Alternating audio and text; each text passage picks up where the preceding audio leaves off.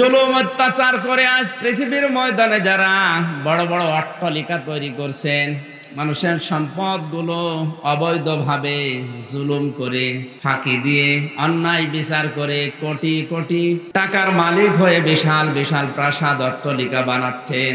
এদিকে না তাকিয়ে আরেক দিকে তাকান। এই জুলুমের কারণে আপনার জন্য আল্লাহর লানত এবং নিকৃষ্ট ঘর আমার আল্লাহ আপনার জন্য তৈরি করে রেখেছেন। জোরে বলেন নাউজুবিল্লাহ। বাংলাদেশ সহ এখন বিশ্বের দিকে তাকিয়ে যেটা দেখতে পাচ্ছি, সবচাইতে বেশি কিয়ামতে মানুষ ধরা খাবে আল্লাহর দরবারে এই জুলুম করার কারণে।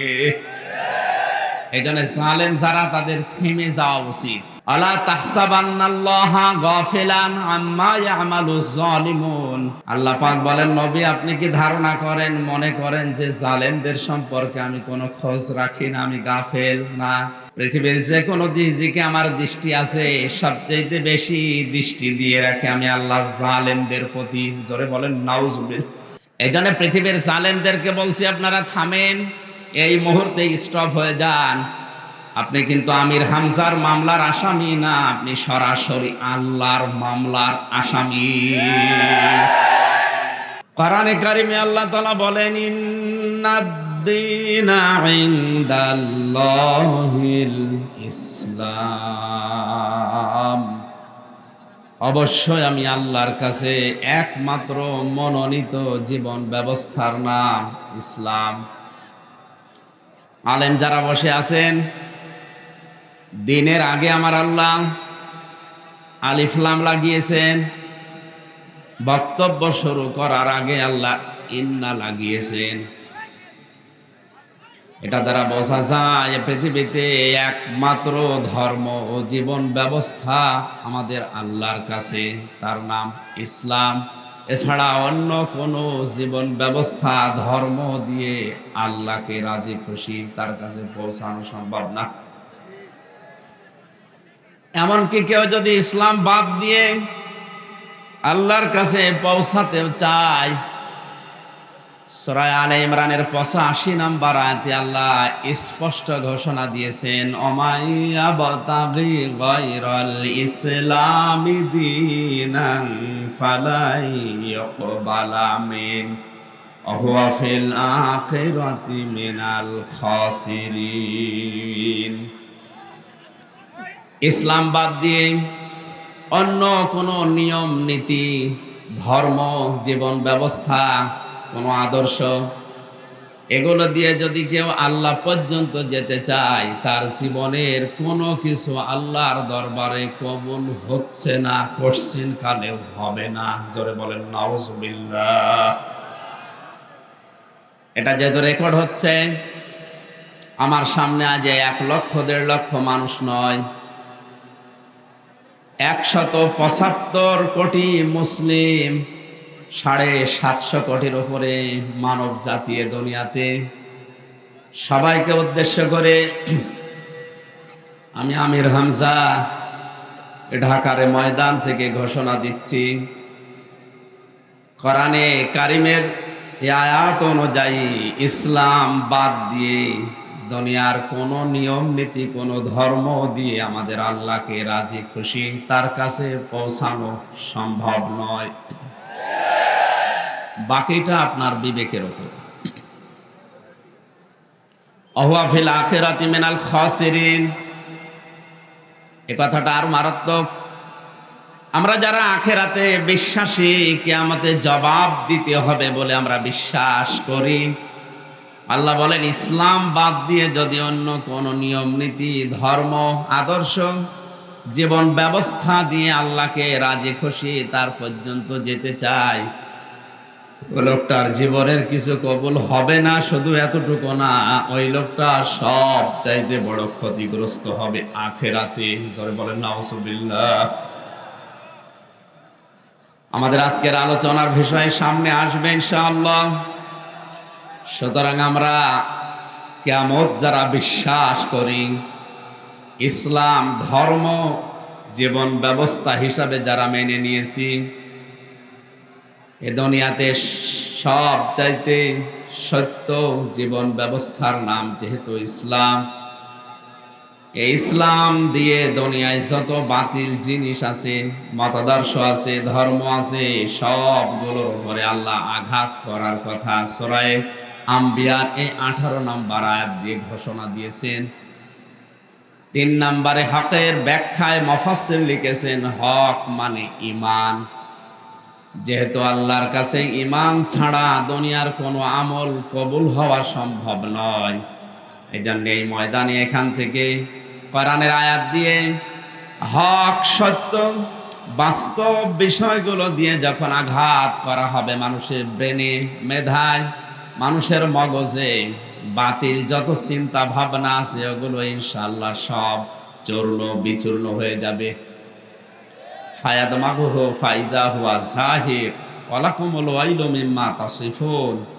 আল্লাহ বলেন দুর্ভোগ ওই মানুষগুলোর জন্য, আক্ষেপ ওই মানুষগুলোর জন্য যারা নিজেরা মন মতো নিয়ম নীতি তৈরি করে।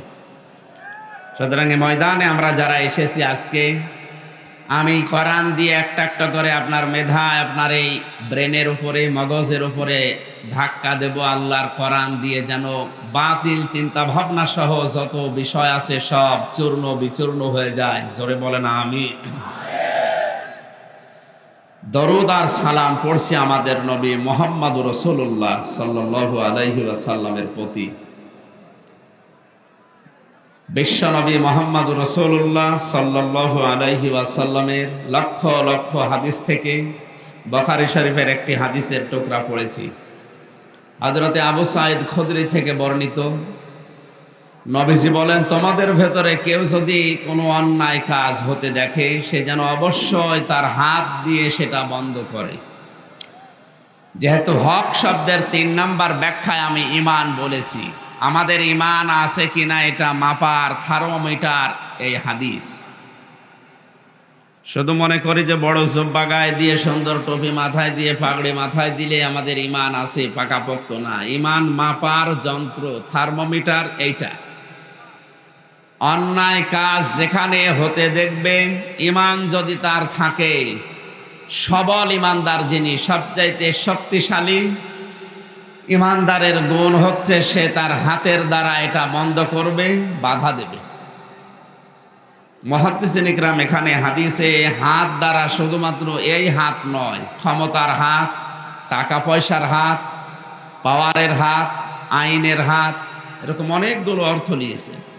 সুতরাং আমরা যদি ঈমানদার দাবি করি, অন্যায় বিবেক বহির্ভূত, ইসলাম বহির্ভূত, সমাজ বহির্ভূত কোনো কাজ যদি আমাদের সামনে হয়, আর আমি যদি শক্তিশালী ঈমানদারি দাবি করি, অবশ্যই এটা আমাদের আইনের হাত দিয়ে হোক, টাকা পয়সা, ক্ষমতা, পাওয়ার, শক্তি যে হাত আছে যার, এটা দিয়ে অবশ্যই সেটা বন্ধ করার চেষ্টা চালাতে হবে।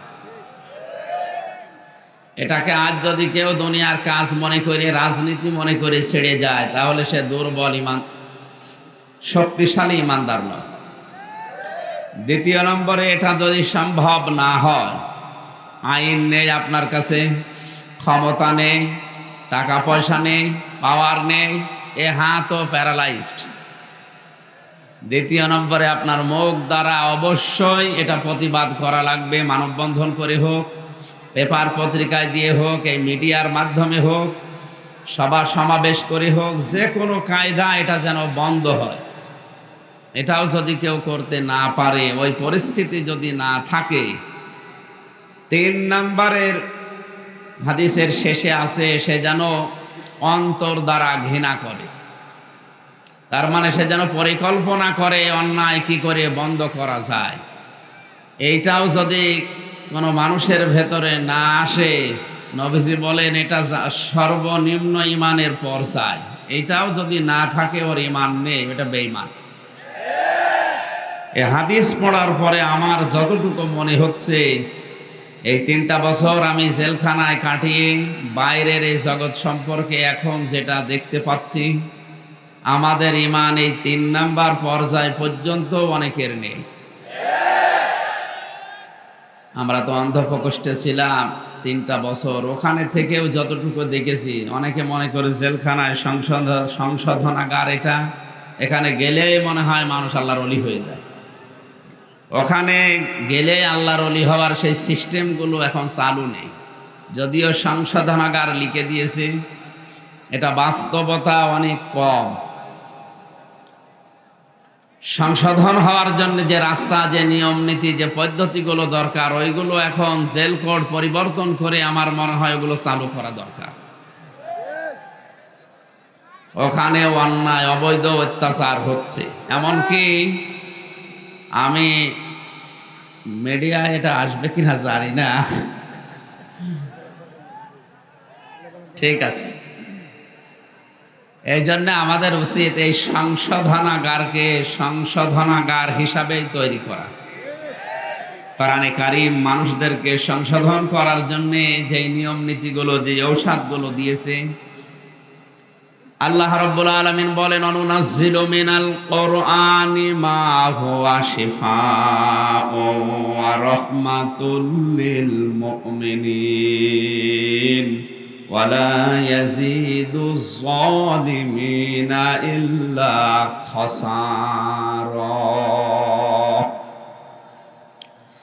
সূরা বানী ইসরাঈলের ৮২ নম্বর আয়াতে আল্লাহ জানিয়েছেন, এই কোরআন নাযিল করার ধারাবাহিকতায়, পরিক্রমায় এমন এমন বিধান আমি দিয়েছি যেটা মুমিনদের জন্য ঔষধ। সুতরাং জেলখানা থেকে শুরু করে আমাদের পরিবার, সমাজ এবং রাষ্ট্রের সংশোধন যদি চাই, আমরা যদি অসুখ থেকে মুক্ত হতে চাই, রোগ থেকে মুক্ত হতে চাই, অবশ্যই কোরআনের এই নীতিমালা, এই ঔষধ আমাদের গ্রহণ করতে হবে। সুতরাং যে নবী আমাদেরকে ইমানের এই ধাপগুলো শিক্ষা দিলেন, আমরা যেন শক্তিশালী ইমানদার হওয়ার জন্য যে পর্যায় আছে দুনিয়ার এই জীবনে, ওই পর্যায়ে থাকতে পারি। আল্লাহ তৌফিক দিন, আমিন।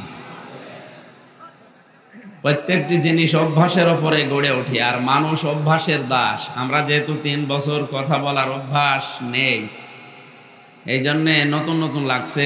দোয়া করেন আল্লাহ যেন আমার জন্য সহজ করে দেন। ক্বালু সুবহানাকা লা ইলমা লানা ইল্লা মা আল্লামতানা ইন্নাকা আনতাল আলিমুল হাকীম। সূরা মুমিন, এখান থেকে 2টা আয়াত পড়েছি, ৫১, ৫২।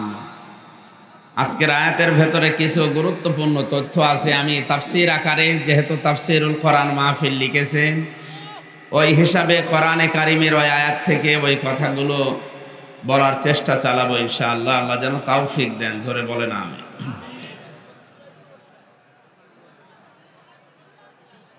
আমরা একটু আওয়াজ বেশি করে ফেলছি, আপনারা যারা শুনতে পাচ্ছেন, যারা পাচ্ছেন না, যেহেতু অনেক মিডিয়ার ভাইরা এসেছে, কালকে এটা ইন্টারনেটে চলে যাবে, ওখান থেকে নামিয়ে নিয়ে একটু আওয়াজ বন্ধ করেন। আপনার জন্য যদি হাজারো মানুষ শুনতে ডিস্টার্ব ফিল করে, আপনার কিন্তু গুনাহ হবে। ওয়াইদা কুরিয়াল কুরআনু ফাসতামিউ লাহু ওয়া আনসিতু লাআল্লাকুম তুরহামুন। যেখানে কোরআন পড়া হয়, কোরআনের আলোচনা আরম্ভ হয়, 2টা আদেশ আল্লাহ এখানে দিয়েছেন, চুপ থাকা লাগবে, শ্রবণ করা লাগবে। সুতরাং শোনাও এখানে এখন ফরজ, চুপ থাকাও ফরজ। ফরজ ওয়াজিব 2টার বিষয় এখানে আছে, 2টাই ইসলামের দৃষ্টিতে। সুতরাং আপনারা চুপ থাকবেন, এটা আল্লাহর নির্দেশ। 2 নম্বরে, যতক্ষণ কষ্ট হচ্ছে আমিও দেখতে পাচ্ছি, একটু সহ্য করেন। মন্ত্রী মহোদয় আসবেন কিছুক্ষণ পরে। আমরা এই আয়াত থেকে, যতক্ষণ আমার শরীর যাচ্ছেন অসুস্থ, ভেতর থেকে আসার পরে এই কয়েকদিন আসতে বলে আমি অসুস্থ, এখনো সুস্থ হতে পারিনি। ভেতরের খাবার আপনারা জানেন সেরকম ভালো না, আর আমার যে শরীর এমনি চলে না, তার উপরে আবার বিভিন্ন মলম লাগানো। দোয়া চাচ্ছে আল্লাহর এই ওলিদের, আল্লাহ যেন আমাকে হায়াতে তাজ্জিবা, সিহাতে কুল্লিয়া, সুস্থতা দান করে। আমি লাইভে এসে বলেছিলাম যে নির্বাচনের আগে অনুষ্ঠানে সেরকম যাব না। চট্টগ্রামে গিয়েছিলাম মুফতি হারুন ইসার সাহেবের আমন্ত্রণে, ফিলিস্তিনি মুসলমানদের পক্ষে সংহতি সমাবেশে যোগদান করার জন্য। আজকের এই অনুষ্ঠানটা আসলে হওয়ার কথা ছিল না। কাশেম ভাই আসলে বড় ভাই একদিকে, আর ওনার কথা ফেলা যায় না, এই কারণে আরো আসা। আর আমার শরীরও পারছে না। জবান খুলে আপনারা আগে কোরআনের আয়াত পড়েন, যদি আশপাশে কোনো শয়তান থাকে, মানুষ শয়তান হোক আর জিন শয়তান হোক, এজন্য চলে যায়। আউযু বিল্লাহি মিনাশ শাইতানির রাজিম। বিসমিল্লাহির রহমানির রহিম। ইন্না লানানসুরু রুসুলানা ওয়াল্লাযীনা আমানু ফিল হায়াতিদ দুনিয়া ওয়া ইয়াওমা ইয়াকুমুল আশহাদ।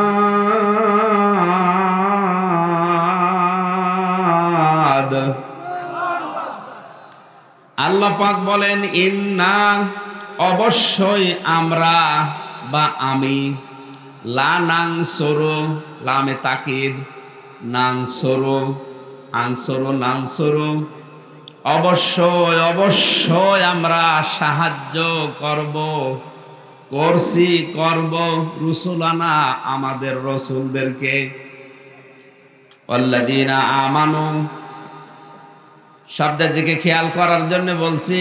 কোরআনের প্রত্যেকটি শব্দ গবেষণামূলক। আল্লাহ রসুলদের কথা জানানোর পরেই আল্লাহ ঈমানদারদের নাম দ্বিতীয় পয়েন্টে দিয়েছেন। অবশ্যই অবশ্যই আমরা সাহায্য করছি, করব আমার রসুলদেরকে এবং যারা ঈমানদার তাদেরকে। জোরে বলেন সুবহানাল্লাহ। সুতরাং আল্লাহর সাহায্য এটা শুধুমাত্র রসুলদের জন্য আর ঈমানদারদের জন্য। কোনো বেঈমানের জন্য আল্লাহর সাহায্য এখন নেই, ভবিষ্যতেও থাকবে না। কখন করবেন আল্লাহ এটা? ফিল হায়াতিদ দুনিয়া, পার্থিব এই জীবনে, ওয়া ইয়াওমা ইয়াকুমুল আশহাদ, এবং যেদিন মানুষ দণ্ডায়মান হবে তার মাঝে কিয়ামতের ময়দানে। আয়াতের ভেতর আমরা দুইটা তথ্য পেয়েছি। আল্লাহর সাহায্য রসুল এবং ঈমানদারদের জন্য দুনিয়া এবং আখিরাতে। জোরে বলেন আল্লাহু আকবার। এই আয়াত থেকে প্রশ্ন আসে, তাহলে প্রথম নম্বরে আল্লাহ সাহায্য করবে রসুল না রসুল? বহু বছর আল্লাহ দিয়েছে, জানিয়েছেন যারা রসুল আমি পাঠিয়েছি নবী রসুল করে, অবশ্যই অবশ্যই তাদেরকে সাহায্য করছি, করব। প্রশ্ন আসতে পারে, রসুল এখন আর নেই, কিয়ামত পর্যন্ত আসবেও না, তাহলে রসুলানা এ বহু বচন শব্দ দেওয়া আল্লাহর ঠিক হয়নি কি? আয়াতের অর্থ যেটা বললাম এ অনুযায়ী আল্লাহর এই রসুলানা শব্দটা এখন দেওয়া ঠিক হয়েছে? লা নানসুরু যেহেতু মোজারে দিয়েছেন আল্লাহ, এখন করছি, ভবিষ্যতেও করব, এই অর্থে আসলে রসুল এখন নেই, কিয়ামত পর্যন্ত আর আসার সম্ভাবনাও নেই। সুতরাং যারা মিথ্যা নবী এবং রসুলের দাবি করছেন, এই আয়াত অনুযায়ী হাদিস এসেছে তাফসির গ্রন্থে, ব্যাখ্যায় আমরা পেয়েছি আনা খাতামান নাবিয়্যিন আলা নাবিয়্যা বাদি, আমি শেষ নবী, আমার কনের ফোনে করেন নবী নেই, রসুল নেই। সুতরাং যারা দাবি করছে এক কথায় এরা মিথ্যাবাদী। রসুলদেরকে আল্লাহ সাহায্য করবেন বলছেন কিয়ামত পর্যন্ত, অথচ রসুল আর কিয়ামত পর্যন্ত আসবে না। আল্লাহর বক্তব্য দুই রকম হয়ে যাচ্ছে। আমি যতগুলো তাফসির দেখেছি আয়াতের, মুফাসসিরিন ইকরামে আয়াতের তাফসিরে রসুল বলতে নায়েবে রসুল এখানে বুঝিয়েছেন। আল উলামা ওয়ারাসাতুল আম্বিয়া, আলেম ওলামা যারা এরা নবীর ওয়ারিস, নায়েবে রসুল উত্তরাধিকারী। তারা হয়তো সম্পদ টাকা পয়সা দুনিয়ায় ছেড়ে যায়নি, তারা ছেড়ে গেছে এলেম, ঐশী বাণী। সুতরাং এলেম যারা পাবে দুনিয়াতে, ঐশী বাণী যারা অর্জন করবে, 51 নম্বর আয়াতে আল্লাহ পাক জানিয়েছেন, অবশ্যই অবশ্যই আমরা সাহায্য করছি, করব আমার রাসূলদেরকে। কারাগারের ভেতরে মরহুম মুফতি আমিনী রহমতুল্লাহ আলাইহির জামাতা মুফতি সাখাওয়াত হোসেন রাজি, মাওলানা জুনায়েদ আল হাবিব, কওমি মাদ্রাসা কেন্দ্রিক প্রায় ৭৬ জন আলেম এবং আমি সহ এক জায়গায় আমরা দীর্ঘদিন ছিলাম। বিশেষ করে মুফতি সাখাওয়াত হোসেন রাজি সাহেবের কাছে এই আয়াত নিয়ে আমরা দুইজন কথা এক জায়গায় যখন বলতাম, আল্লাহ রসুলানা কেন দিয়েছে এবং রসুলদেরকে তিনি সাহায্য করবেন বলে কোরআনে অঙ্গীকার করলেন, গ্যারান্টি দিয়ে, তাকিদ দিয়ে। হযরত ইব্রাহিম আলাইহিস সালামের এখানে 30টা পয়েন্টের উপরে আমি নোট করেছিলাম। ওখানে শরীরের যে কন্ডিশন, গলার যে অবস্থা, আর কথা বলার এই ধারাবাহিকতা যেহেতু প্রায় 3 বছর নেই, এই জন্যে মানে হচ্ছে না। 2-1টা 5টা এভাবে হতে হতে চালু হয়ে গেলে ইনশাল্লাহ আবার, মানে আমার এক নানি শাশুড়ি ছিল, বলতো যে বক্তার গলার জোতার তলা সমান। জোতার তলায় যেমন কিছু বাঁধে না, এই বক্তার গলায়ও কিছু বাঁধে।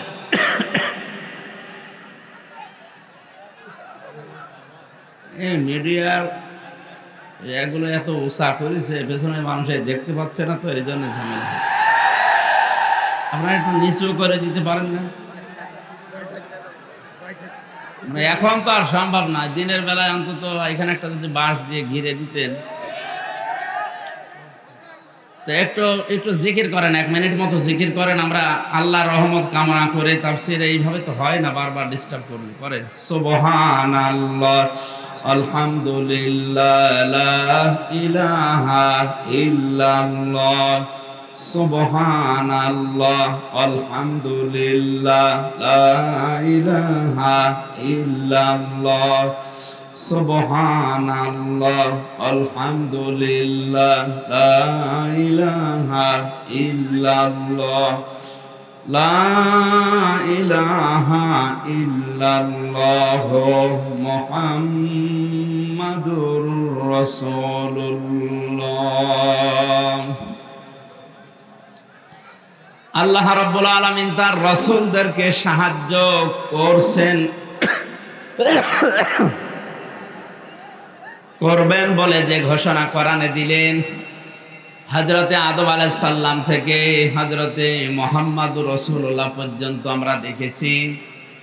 নবীদের জীবনী ইতিহাস গ্রন্থে, হাদিস গ্রন্থে পড়াশোনা করার পরে যেটা আমরা পেয়েছি, তাদের যে সাহায্য আল্লাহ পাক তাওরাত, জব্বর, ইনজিল সহ 104 খানা যে গ্রন্থ আমরা জানি, 100 খানা সহিফা, 4 খানা বড় কিতাব, এর সামারাইজ গুলো আমরা দেখেছি। হযরতে মুসা আলাইহিস সালাম, হযরতে ইব্রাহিম আলাইহিস সালাম, বিশেষ করে আমাদের নবীজির আগে হযরতে ঈসা নবী আলাইহিস সালামকে আমার আল্লাহ যেভাবে সাহায্য করেছিলেন,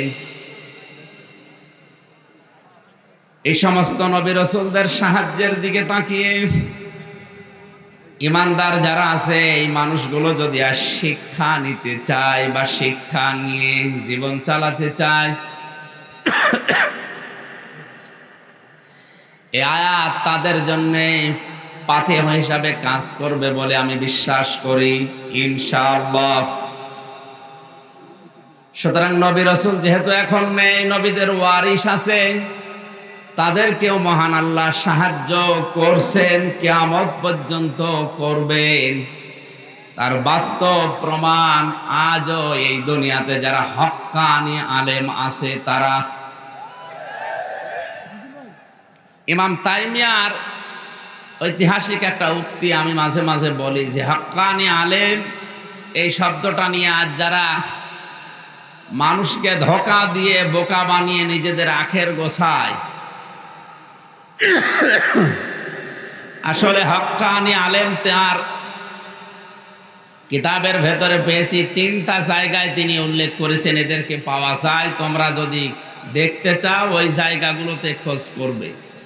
এক জায়গা হচ্ছে মাটির নিচে, তার মানে কবরে।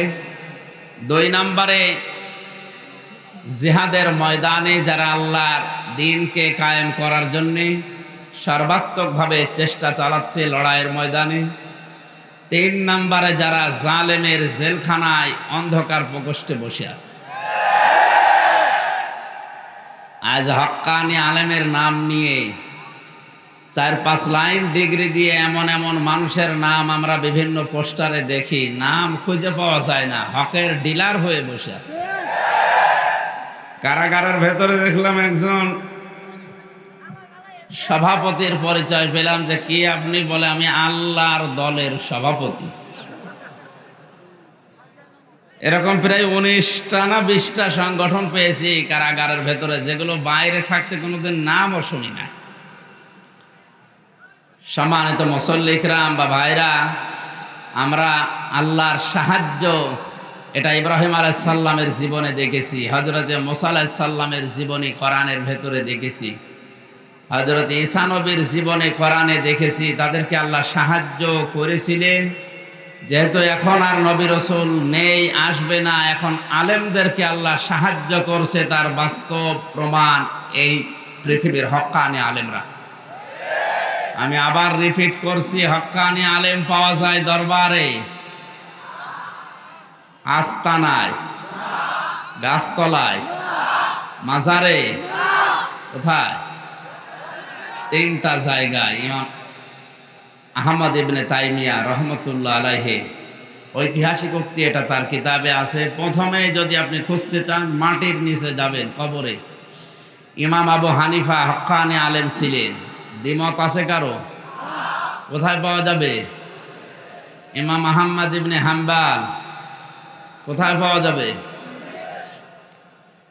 এই জন্য হক্কানি আলেম আপনি যদি খোঁজ করতে চান, তাদেরকে আপনি সর্বপ্রথম খোঁজ করে দেখবেন মাঠের নিচে তারা আছে, কবরে আছে। 2 নম্বরে, আজ যারা জান বাজি রেখে আল্লাহর কালেমাকে বুলন্দ করার জন্য, কালিমাতুল্লাহি হিয়াল উলিয়া, জিহাদের ময়দানে যারা কাজ করছেন জীবন হাতে নিয়ে, এরা হচ্ছে আল্লাহর এই বান্দার দৃষ্টিতে তারা হক্কানি আলেম। 3 নম্বরে হক্কানি আলেম পাবেন পৃথিবীর বিভিন্ন দেশে জালেমদের জুলুমে যারা অন্ধপ্রকোষ্ঠে ধুকে ধুকে দিন কাটাচ্ছে। আব্বাস মাদানি আলজেরিয়ার কারাগারে আজ 28 বছর। আমাদের 3টা বছরে হাঁপ লেগে গেছে, তারা আজ 28 বছর এরকম বিভিন্ন জেলখানায় জালেমের জুলুমের শিকার হয়ে দিনাতিপাত করছে তারা। আল্লাহ এই মজলুম, এই হক্কানি আলেমদের হায়াতে তাজ্জেবা সিহাতে কুল্লিয়া যেন দান করেন, বলেন আমিন। আয়াতের এইভাবে তো হয় না, এমন জিকির করে না, সুবহানাল্লাহ।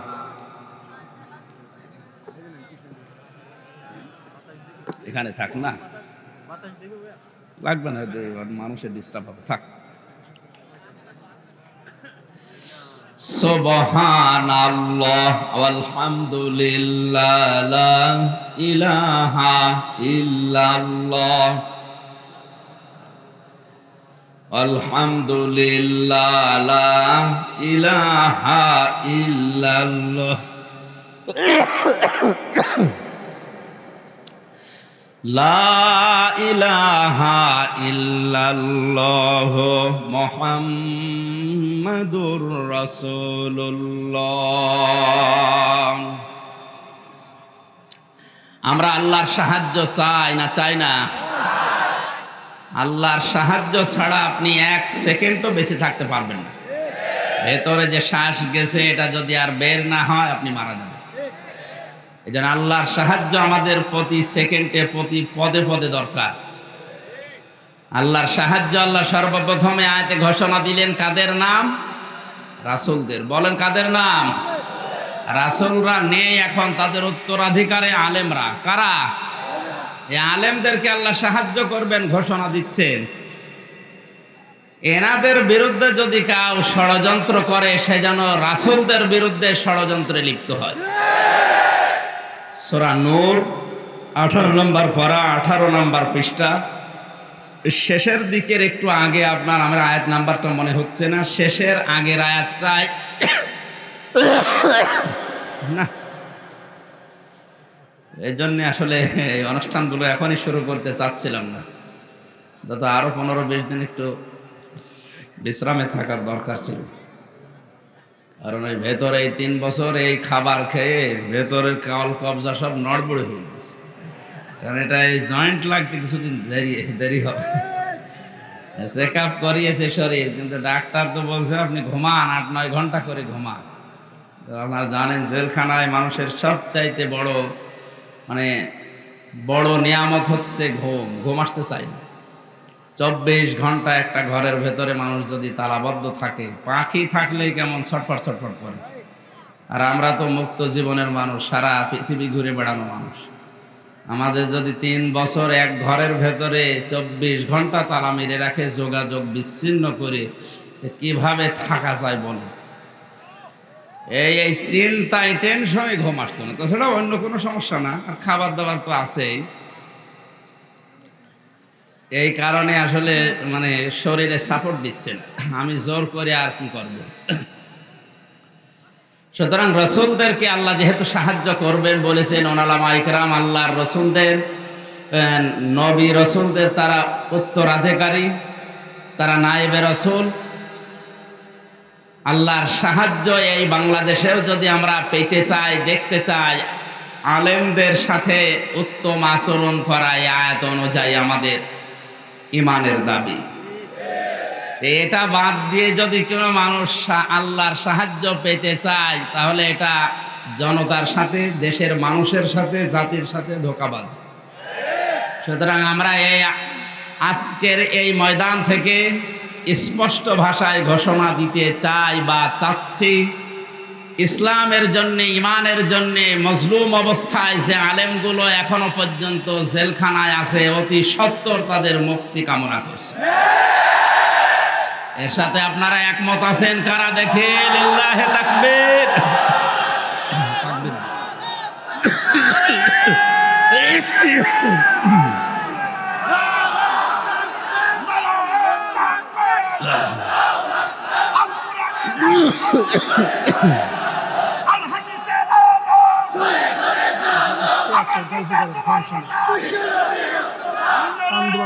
আপনি আপনার আসতে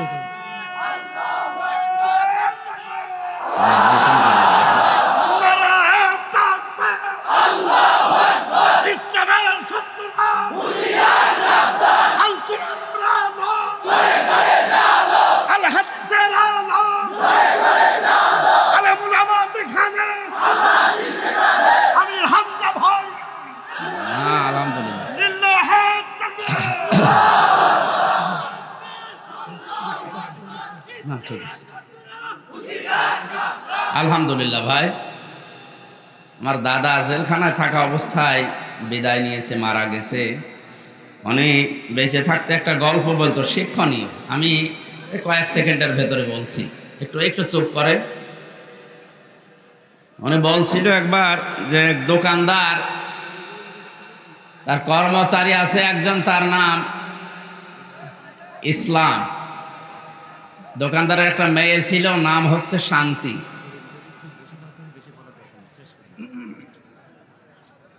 এই দোকানদারের মেয়ের সাথে কর্মচারীর একটা হটলাইন। দোকানদার একদিন টের পেয়ে আচ্ছা পিটানো পিটিয়েছে যে তুমি একটা কর্মচারী আর আমি মালিক তোমার, আমার মেয়ের সাথে লাইন। এমন পিটানো পিটিয়েছে, ও সিদ্ধান্ত নিয়েছে, মালিক তোমার এই শান্তির জন্য আমি মার খেলাম, দেখি শান্তি কয়দিন তোমার ঘরে থাকে। এমনিতে তো লাইন ছিল, আরো লাইন বাড়িয়েছে। শেষ পর্যন্ত শান্তিকে বলছে, কোথায়? এই তো আমি আসি, আসো স্টেশনে, আজকে পালানো লাগবে।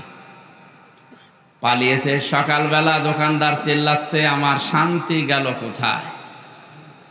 জনগণ বলছে, শান্তি গেল কোথায় মানে? হ্যাঁ, আমার মেয়ের শান্তিকে আমি খুঁজে পাচ্ছি না।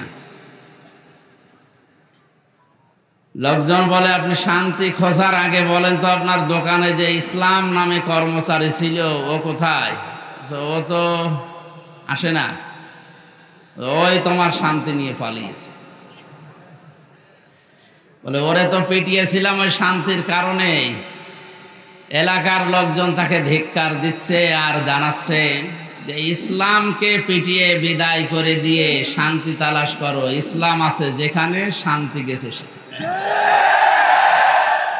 সাহায্য যদি আমরা পেতে চাই, এই ঠিক আছে ভাইয়া, কথা বোঝার চেষ্টা করি। বাস্তবে এই দেশে যদি এখন আমরা আল্লাহর সাহায্য ছাড়া তো চলা সম্ভব না। আপনারা জানেন এই দেশটা চালাতে, আমি একটা ছোট্ট উদাহরণ বলি, 100 টাকা যদি লাগে 1 বছর চলতে, এই বাংলাদেশ 18 কোটি মানুষ, আমরা একটা বছর চলতে মনে করেন 100 টাকা লাগে। কত? 75 টাকা আসে বাইরের দেশগুলো থেকে, বিশেষ করে আমেরিকা সহ 7টা, আমরা 7 সিস্টার জানি, এই 7টা দেশ থেকে এগুলো আসে। বাকি 25 টাকা বিভিন্ন জায়গায়, এবং আমরা যা কামাই করি এই দেশে উৎপন্ন করি সেটা থেকে। এখন যদি এই 25 টাকা দিয়ে চলতে চাই, সম্ভব না। 75 টাকা তো লাগবে। সবচাইতে বড় বিষয় হচ্ছে আল্লাহর সাহায্য।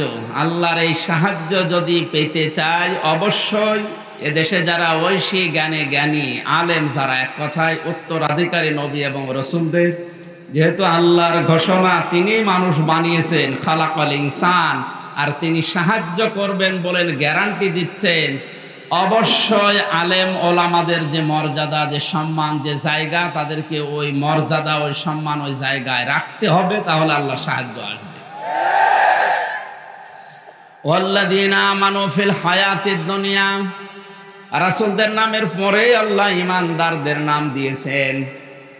এই আয়াত দ্বারা বোঝা যায় আল্লাহ রাসূলদের পরে, নবী রাসূলের পরে সবচাইতে বেশি ভালোবাসেন তার ঈমানদার বান্দা বান্দীদেরকে।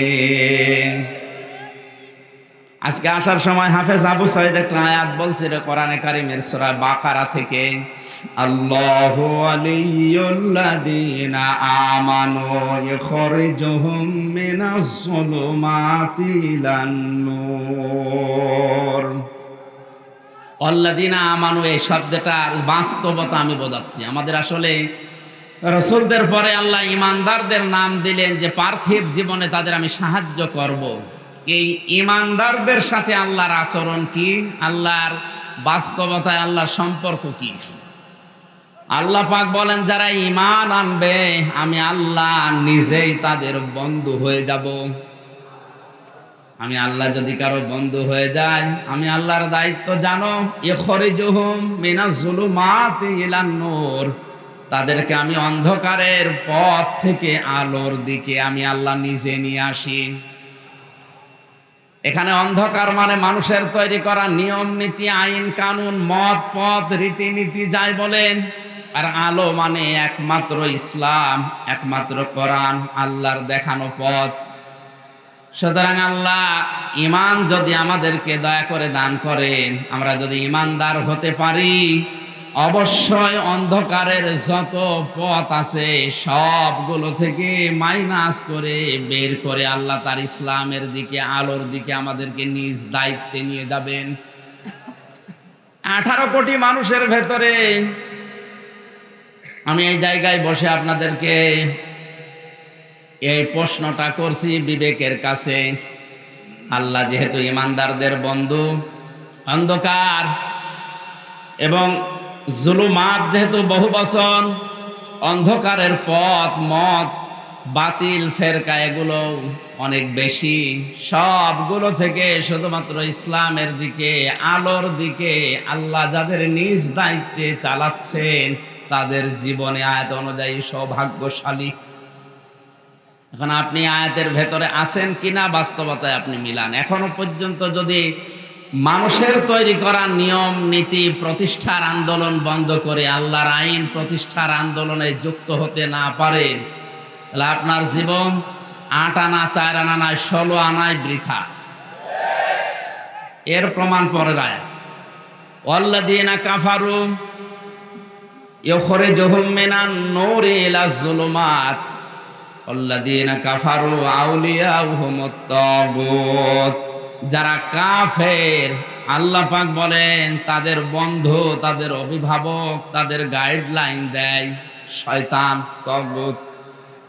আমি আল্লাহ যদি কারো বন্ধু হয়, আমার দায়িত্ব যেমন অন্ধকার থেকে বের করে আলোর দিকে নিয়ে আসা, শয়তান যদি কারো বন্ধু হয়ে যায়, শয়তানের দায়িত্ব তাদেরকে আলোর দিক থেকে বের করে অন্ধকারের দিকে নিয়ে যাওয়া। আলো আর অন্ধকারের ব্যাখ্যা তো এক কথাই বললাম, আলো মানে ইসলাম আর অন্ধকার মানে মানুষের তৈরি করা নিয়ম নীতি। আর নাম ধরে বলা লাগবে? সুতরাং ইসলাম বাদ দিয়ে অন্য নিয়ম নীতি নিয়ে যারা আজ পরিবার, সমাজ এবং রাষ্ট্র চালাচ্ছে, এরা সব অন্ধকারে আছে। এদেরকে শয়তান আলোর দিক থেকে বের করে অন্ধকারের দিকে নিয়ে যাচ্ছে। এরপরেও যদি এ মানুষগুলোর বিবেক না খোলে, আমার মনে হয় ওদের বিবেকের উপরে কুকুরে প্রসাব করছে। আপনি যদি এখন বাড়িতে এসে দেখেন যে আপনার স্ত্রী অনেক শিক্ষিতা, ধার্মিক, ভদ্র, কিন্তু গালি দিচ্ছে শূকরের বাচ্চা, কুকুরের বাচ্চা, এরকম গালি দিচ্ছে আপনাকে, আপনার রাগ হবে? না না।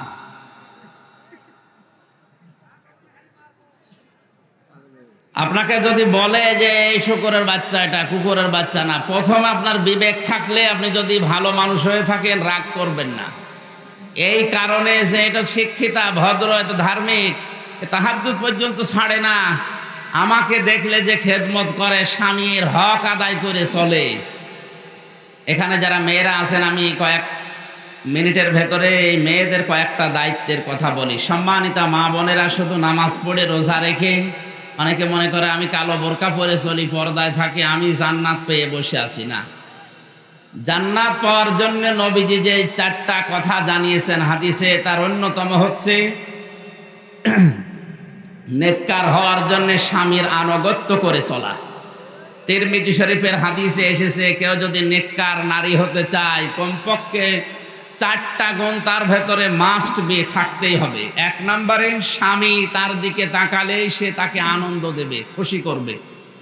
আর যেখানে হাজারো পুরুষ মানুষ বসে আছে, নিজের জায়েজ স্ত্রী বাদ দিয়ে পরকীয়া প্রেম চালিয়ে যাচ্ছে আল্লাহর নাম নিয়ে।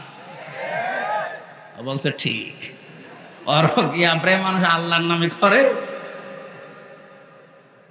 এটা যেহেতু কমন হয়ে গেছে এখন আর চলছে, এই জন্য অনেকে মনে হচ্ছে এরকমই জবাব দিচ্ছে। সম্মানিত মা বোনেরা, আপনাদেরকে আমি আহ্বান জানাচ্ছি, আপনি জায়েজ একজন থাকার পরেও যে লোক তার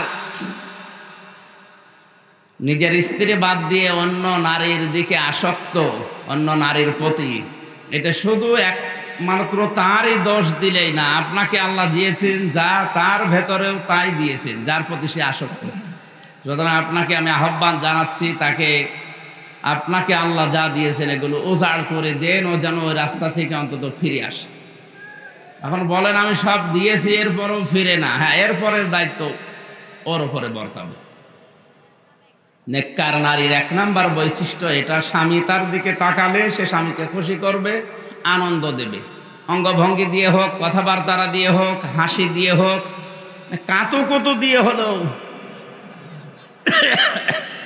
না, আমি হাসির খোরাকি দেয়নি। আপনার স্বামী স্ত্রী কাতুকুতু দিলে সমস্যা আছে?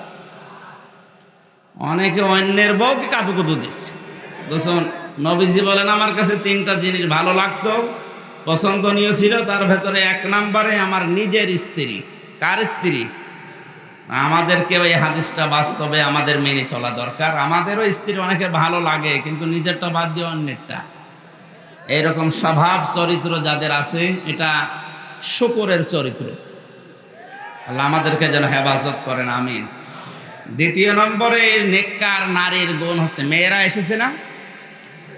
সম্মানিত মা বোনেরা, নামাজ রোজা এটা মাস্ট বি, পড়াই লাগবে। নেককার হওয়ার জন্য অন্যতম হচ্ছে স্বামী যেটা পছন্দ করে ওটা যদি জায়েজ হয়, জীবন থাকতে ওইটাকে আপনাকে পছন্দ করা লাগবে। আমি সহ এখানে যত স্বামী আছে বলেন তো, প্রত্যেকটা স্বামী পছন্দ করে, চাই যে বিয়ের পরেও যেন তার মা বাবা তার সাথে থাকে। কিন্তু 100টার প্রায় 90টা মহিলা এটা চায় না যে আমরা একসাথে থাকি। এরকম বউ যারা আছে একটু দেখি হাত তুলে, হাত তুলে আবার নামিয়ে ফেলে ও ভয়ে ভয়ে আছে, না জানি আবার বাড়ি গেলে খাবার বন্ধ করে দেয় কিনা। দেখেন আপনাকে কি ভয় পায়। সুতরাং নামাজ পড়ে রোজা রেখে কালো বোরকা পরে আপনি মনে করছেন যে আপনি নেককার হয়ে গেছেন, না, হচ্ছেন। ইমানদারদের যে বর্ণনাটা আমি দিচ্ছিলাম, যে শয়তানের দায়িত্ব যত রকমের অন্ধকারের পথ আছে এই পথের দিকে আপনাকে চালাবে আল্লাহর ইসলামের আলোর পথ বাদ দিয়ে। এই মুহূর্তে আপনার বিবেক যদি থাকে, কুকুরে যদি প্রসাব না করে, আর এই স্ত্রী লোক আপনাকে গালি দেওয়ার পরে আপনার বিবেক থাকলে আপনি রাগ করবেন না। এই কারণে ধার্মিক মহিলা, নেককার মহিলা, এ ভালো বংশের মেয়ে আমাকে গালি দেয়, অবশ্যই এরে জিনে ধরেছে বা ভূতে ধরেছে। কথা বলে না কেন?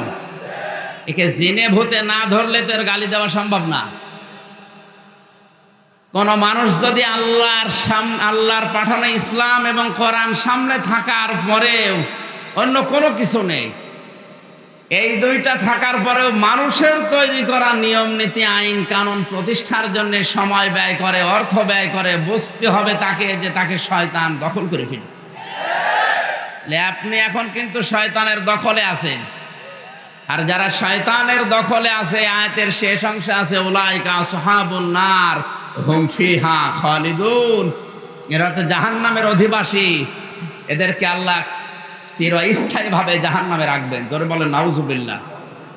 সুতরাং আমরা আল্লাহর বন্ধু হওয়ার জন্য ইমানদার হওয়া শর্ত, আর ইমানদারদেরকে আল্লাহ সাহায্য করবেন বলে আয়াতে ঘোষণা দিয়েছেন। দুনিয়া এবং কিয়ামতে যেদিন মানুষ দাঁড়াবে সেই দিন, ইয়াউমা ইয়াকুমুল আশহাদের ব্যাখ্যায় সূরা মারিসের ভেতরে আছে। এই আয়াতের ব্যাখ্যা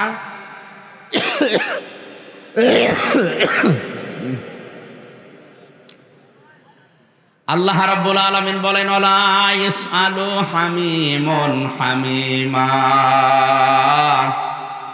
ইয়াউমাইযিন ইয়াবাদুল্লাযীনা কাফারু।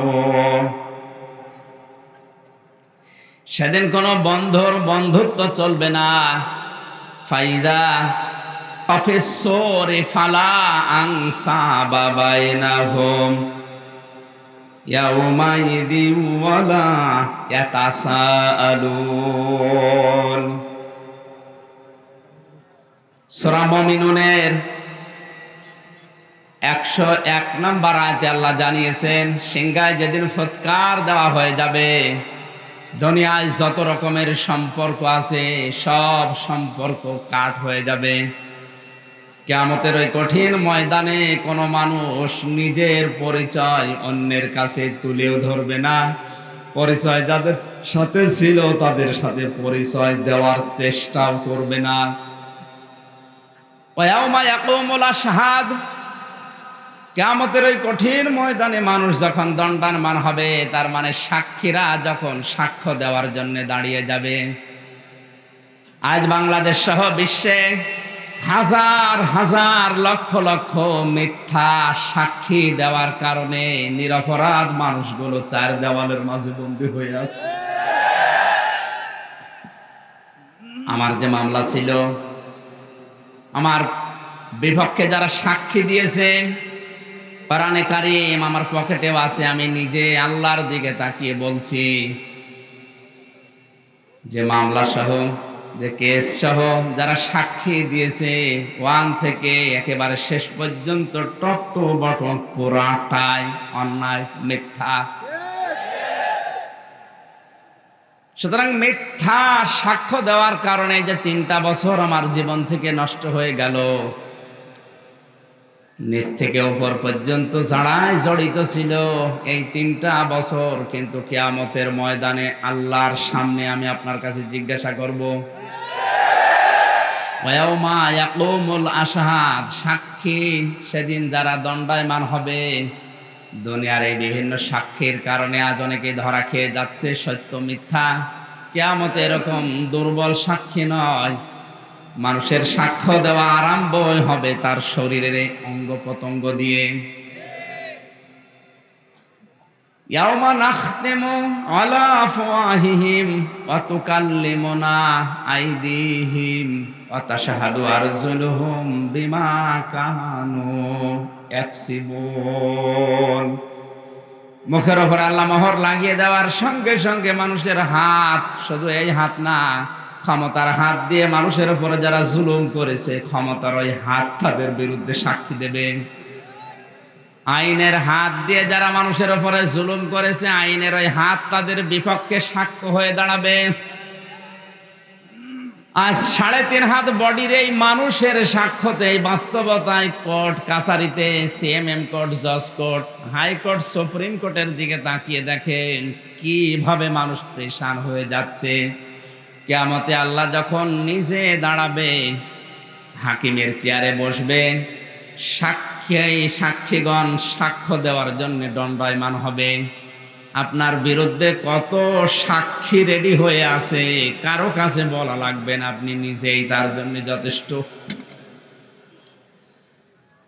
আমি এই বাস্তবতায় এসে যেটা বুঝতে পারছি, হাজারো মানুষের বিরুদ্ধে আজ কত সাক্ষী যে জোগাড় হয়ে আছে, দাঁড়িয়ে আছে। ইয়াউমা ইয়াকুমুল আশহাদ, সাক্ষীগণ যেদিন দাঁড়াবে, দণ্ডায়মান হবে ওই দিন। আল্লাহ আমাদেরকে যেন বাঁচান তার নিজ রহমতে, জোরে বলেন আমিন। ইয়াউমা লা ইয়ানফাউয যালিমিনা মা'যিরাতুহুম, শব্দের দিকে খেয়াল করেন। ইয়াউমা লা ইয়ানফাউ, নাফা ইয়ানফাউ এটা মোজারে, বর্তমান ভবিষ্যৎ, প্রেজেন্ট ফিউচার, এখন থেকে শুরু। এটা কিয়ামতের ওই বিচারের ময়দান পর্যন্ত চলবে। আল্লাহ পাক বলেন জালেম যারা, জালিমিনা দিয়েছেন আল্লাহ, জালেম যারা, তাদের উপকার হচ্ছে না এবং তাদেরকে ছাড় দেওয়া হবে না, তাদের ওজর আপত্তি গ্রহণ করা হবে না। কোরআনে আমি যত বিষয়ের আয়াত পড়েছি, আমার এই ছোট্ট মেধায় সবচাইতে বেশি ভয় এসে জমা দিয়েছে যারা জালেম, এই সংক্রান্ত আয়াতগুলো পড়ার পর। বাংলাদেশ সহ এখন বিশ্বের দিকে তাকিয়ে যেটা দেখতে পাচ্ছি, সবচাইতে বেশি কিয়ামতে মানুষ ধরা খাবে আল্লাহর দরবারে এই জুলুম করার কারণে। এই জন্য জালেম যারা, তাদের থেমে যাওয়া উচিত। আলা তাহসাবান্নাল্লাহা গাফিলান আম্মা ইয়ামালুজ জালিমুন। আল্লাহ পাক বলেন, নবী আপনি কি ধারণা করেন, মনে করেন যে জালেমদের সম্পর্কে আমি কোনো খোঁজ রাখি না, আমি গাফেল? না, পৃথিবীর যে কোনো দিকে আমার দৃষ্টি আছে, সবচেয়ে বেশি দৃষ্টি দিয়ে রাখে আমি আল্লাহ জালেমদের প্রতি। জোরে বলেন নাউজুবিল্লাহ। এই জন্য পৃথিবীর জালেমদেরকে বলছি, আপনারা থামেন, এই মুহূর্তে স্টপ হয়ে যান। আপনি কিন্তু আমির হামজার মামলার আসামি না, আপনি সরাসরি আল্লাহর মামলার আসামি। সূরা শুরা 42 নম্বর আয়াতে আছে, কোরআনে কারিমে আমি যত আয়াত পড়েছি সবচাইতে কঠিন এবং ভয়ঙ্কর আয়াত এইটা। ইন্নামাস সাবিলু আলাল্লাযীনা ইয়াযলিমুনান নাসা ওয়া ইয়াবগুনা ফিল আরদি বিগাইরিল হক উলাইকা লাহুম আযাবুন আলীম। অবশ্যই আমি আল্লাহ নিজে মামলা দায়ের করব তাদের বিরুদ্ধে যারা মানুষ হয়ে মানুষের উপরে জুলুম করছে, করবে। ইয়াজলিমুন আল মুসলিমুন আল্লাহ দেয়নি, আলেমদেরকে বলছে আল্লাহ ইয়াজলিমুন আল মুসলিমুন দেয়নি, দিয়েছে ইয়াজলিমুন আন নাস। হিন্দু কি মানুষ না? খ্রিস্টান মানুষ না? হিন্দু, খ্রিস্টান, বৌদ্ধ, এটাই যদি আপনি মুসলিম হিসাবে মানুষ মনে করেন, তাহলে মুসলমান যারা, তারা তো আল্লাহর বন্ধু। ইমানদার যারা, তারা আল্লাহর বন্ধু। এদের উপরে জুলুম করলে, অত্যাচার করলে আপনি নিজে আল্লাহর মামলার আসামি। আমার এই আয়াত পড়ার পরে মনে হয় বাংলাদেশে এখন আল্লাহর মামলার আসামি খুব বেশি দিন দিন বেড়ে যাচ্ছে। ইয়াবগুনা ফিল আরদি বিগাইরিল হক, দুনিয়া শান্ত হয়ে যাওয়ার পরে যারা অশান্তি করার জন্য, বিশৃঙ্খলা করার জন্য যারা বিভিন্ন রাস্তা অবলম্বন করে, চুরির মাধ্যমে, ডাকাতির মাধ্যমে, দুর্নীতির মাধ্যমে, বিভিন্ন জিনিস আত্মসাৎ করার মাধ্যমে, ভয় ভীতি প্রদর্শনের মাধ্যমে দুনিয়ার এই জীবন যারা অশান্ত করতে চায়, এদের বিরুদ্ধে আল্লাহর মামলা। সুতরাং আমাদের এই দুইটা কাজ থেকে অবশ্যই বিরত থাকা দরকার, যদি আমরা আল্লাহ এবং আখিরাতে বিশ্বাস করে থাকি। আমার ভাইরা, এই জন্য জালেমদের কোনো ওজর আপত্তি এখন চলছে না, যারা মারা যাচ্ছে কিয়ামত পর্যন্ত চলবে না। ওয়ালাহুমুল লাআনাতু ওয়ালাহুম সুউদ্দার। দুইটা কথা এখানে। এক নম্বরে জালেম যারা, তাদের উপর জোর আপত্তি আল্লাহর দরবারে গ্রহণ কবুল হবে না, হচ্ছে না, হবে না। শুধু এতটুকুই না, এদের উপরে আল্লাহর লানত এবং নিকৃষ্ট ঘর আল্লাহ এদের জন্য বানিয়ে রেখেছেন। জুলুম অত্যাচার করে আজ পৃথিবীর ময়দানে যারা বড় বড় অট্টালিকা তৈরি করছেন, মানুষের সম্পদগুলো অবৈধভাবে জুলুম করে, ফাঁকি দিয়ে, অন্যায় বিচার করে কোটি কোটি টাকার মালিক হয়ে বিশাল বিশাল প্রাসাদ অট্টালিকা বানাচ্ছেন। এদিকে না তাকিয়ে আরেক দিকে তাকান। এই জুলুমের কারণে আপনার জন্য আল্লাহর লানত এবং নিকৃষ্ট ঘর আমার আল্লাহ আপনার জন্য তৈরি করে রেখেছেন। জোরে বলেন নাউজুবিল্লাহ।